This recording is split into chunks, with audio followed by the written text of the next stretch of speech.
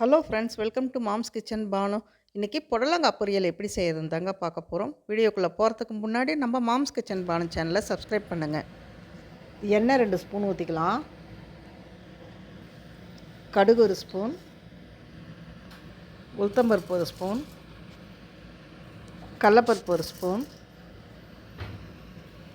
கொஞ்சமாக கருவேப்பிலை, பச்சை மிளகாய் ஒரு 4-5.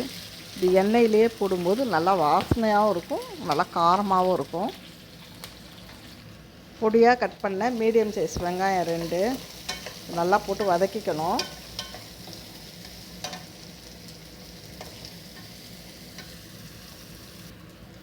இப்போ வெங்காயம் வதங்கிடுச்சு. நம்ம கட் பண்ணி வச்சுருக்க பொடலங்காயை போட்டுக்கலாம். பொடலங்காயை நல்லா வதக்கி விடணும்.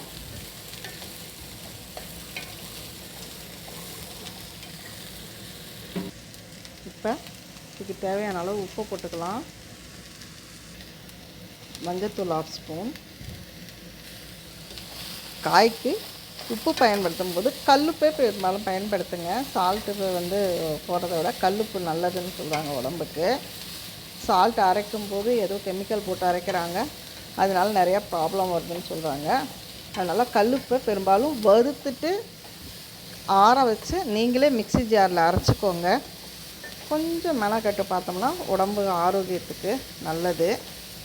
அதுக்காக தான் நான் பெரும்பாலும் கல்லுப்பு தான் பயன்படுத்துவேன். ஒரு சின்ன டிப் தான் இது. கல்லுப்பு பாக்கெட் வாங்கி வானலில் போட்டு நல்லா வறுத்துட்டு ஆற வச்சு அரைச்சிக்கலாம் சால்ட்டுக்கு.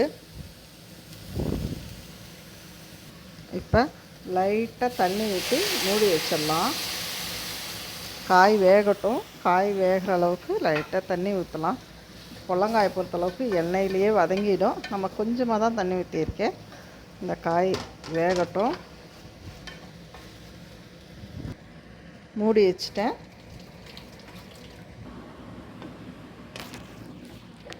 காய் வெந்துருச்சான்னு இந்த மாதிரி கிளறி விட்டுட்டு பாருங்கள். இப்போ வேகலைன்னா மூடி வச்சிடலாம். இப்போ காய் வெந்துருச்சு. இதோட நான் கொஞ்சம் தேங்காய் துருவல் போட்டுக்கிட்டேன். தேங்காய் துருவல் போட்டோன்னே நல்லா பாருங்கள், நல்லாயிருக்கும். இதோடையே வேர்க்கடலை பொடிங்க, இது ஆல்ரெடி என் சேனலில் போட்டிருக்கேன். இதுவும் 1 ஸ்பூன் போட்டுக்கிட்டேன். இது வேர்க்கடலை பொடி போடும்போது தேங்காய் துருவல் போடும்போது ரொம்ப டேஸ்ட்டாக இருக்குங்க. நான் என் சேனலில் போட்டிருக்கேன், பாருங்கள். டேஸ்டான பொடலங்காய் பொரியல் ரெடி ஆயிடுச்சு. மறக்காமல் வீட்டில் ட்ரை பண்ணுங்கள். நம்ம சேனலை சப்ஸ்கிரைப் பண்ணுங்கள்.